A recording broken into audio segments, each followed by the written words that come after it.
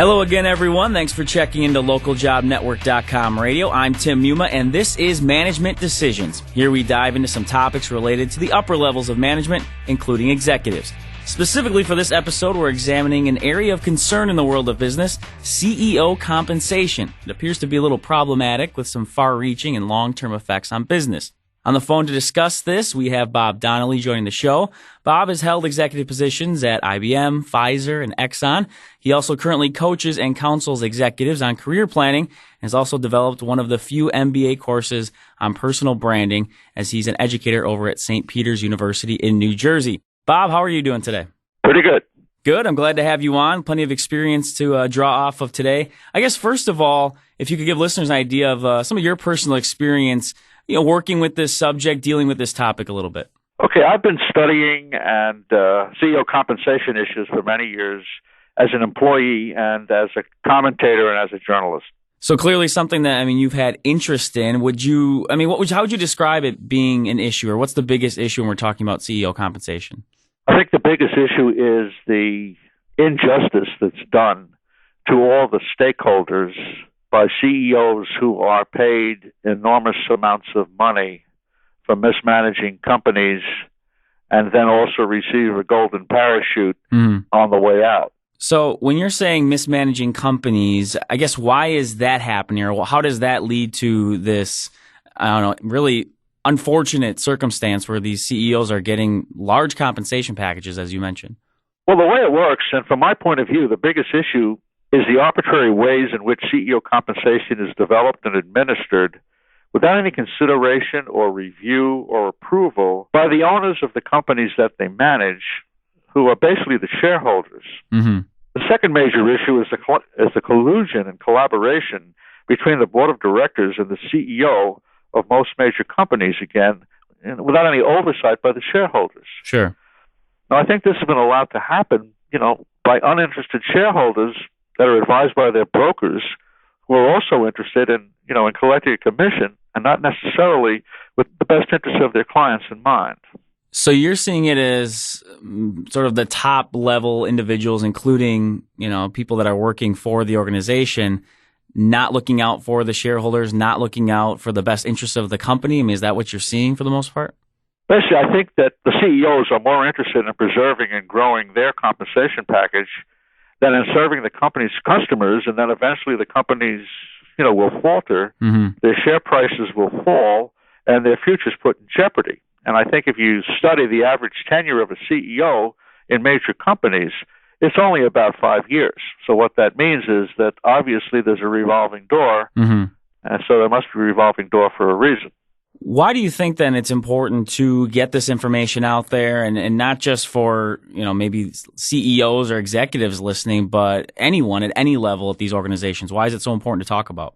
Well, because what's happening is it's affecting society in general. It's affecting the employees. It's affecting the customers. It's affecting the shareholders. And it's affecting the communities in which they work. So to me, it's a sort of all-inclusive impact on everybody, all the stakeholders that are involved in any, major corporation in the United States. For those that are listening that maybe wouldn't quite understand how you're relating a CEO compensation package to affecting society or community, can you maybe break it down a little bit to give people a better understanding? Well, the first thing that happens is that the money that's being paid to the CEO, all right, is money that is being paid to the CEO to get a return on that salary, okay? And the return on that salary is based upon the growth and profitability of the company, which is then also based on satisfying customers so that they continue to want to use the company's products. And then consequently, it satisfies society in general because everyone is growing, everyone is pleased, and it seems to be the best thing in the world. So, for example, any well-run company is actually supporting everybody associated with it, all the stakeholders. Right. So to me, it's a pretty big deal. Mm-hmm. You mentioned that the effects, positive and negative, something like this could have. Why does it keep happening? Why are people not being called out on it? Why isn't there accountability? I mean, what can you point to? I think the major reason is that there's no penalty. In other words, the CEO continues to get paid. The board of directors continue to survive and get generous, board fees.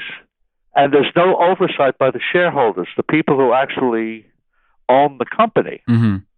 And likewise, there doesn't seem to be an awful lot of oversight, by the government either. So it just seems to me that it's everybody supporting everybody else except, the customer and the shareholder and the community. Right.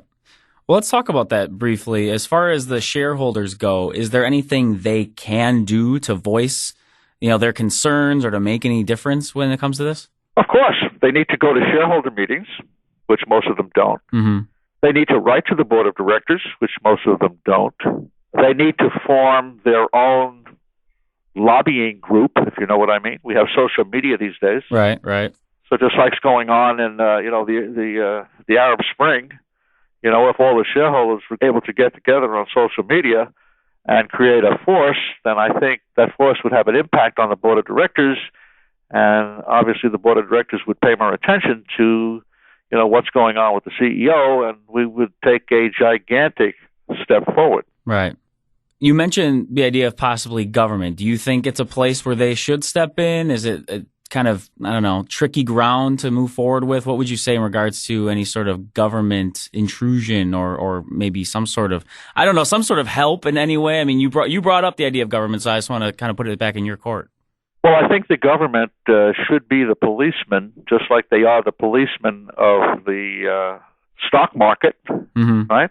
Sure. I think to some extent they can extend their policing activities, to major corporations, by passing, some legislation or by making it more of a penalty, for example, to boards of directors, who allow these kinds of things to happen. Right. Now, I want to give, I guess, some people a little perspective. We're talking about these compensation packages or golden parachutes.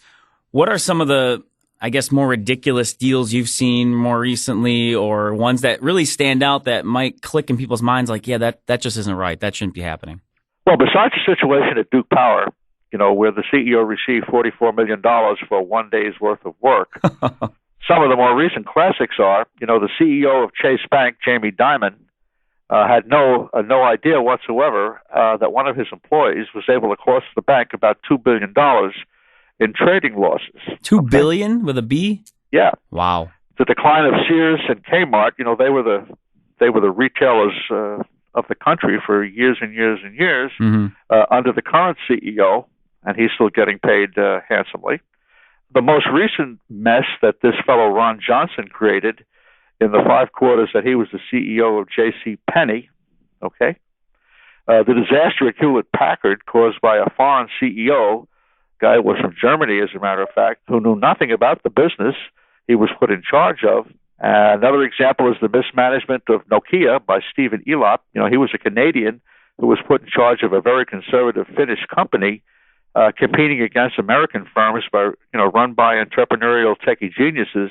And I guess the best of all was the CEO of BP during the greatest oil spill in history in the Gulf of Mexico, who claimed, "What do I have to do with that?" And then he went on to say, "Oh, I'd like to get back to my life." So, I mean... So, I guess, when you're going through some of this list and some of the, comments you have about these people, are they just not in the right position? Should they even be in these positions? Because it sounds like they sort of get into it, aren't sure what to do, and then get out, but still get paid. I mean, is that the issue here as well? That's exactly the issue. The issue is that there's sort of like a good old boy network. Mm-hmm. And as a matter of fact, some of these CEOs who've done these things actually have been recycled through other companies and done the same thing again. So it just doesn't appear as if the vetting process that should go on by the board of directors when they hire, a new CEO to, make the company be what it can be, isn't working, very, very effectively or else some of these people would not have been put in the jobs that they were put in. So Sure. it appears again that there's, some kind of collusion going on in the upper echelons of corporate America that cause these things to continue to happen. Now, some people listening might wonder, why do you, Bob Donnelly, care about this so much? You've written about it. You clearly have a strong opinion on it. Why does it matter to you? Why do you find it important to really talk about this issue? Because it affects me. It affects me as a shareholder of some of these companies. It affects, my family because of the damage that it does to not just my family, but to others. It distresses me that people who are relying and loyal, to a brand, for example, are mistreated, all right?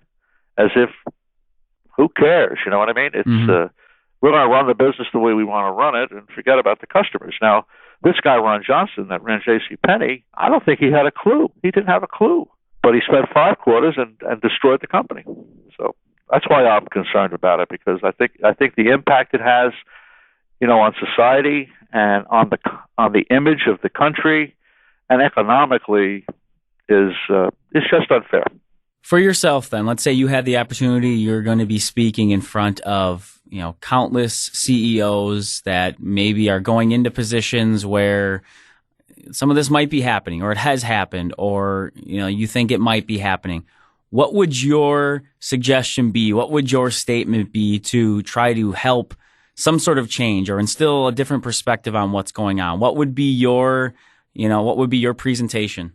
Well, there was a fellow named Peter Drucker, the guru of modern management. Sure. He said that the purpose of a company is to create a customer, and the role of the leader or the CEO is to grow the value of the customer.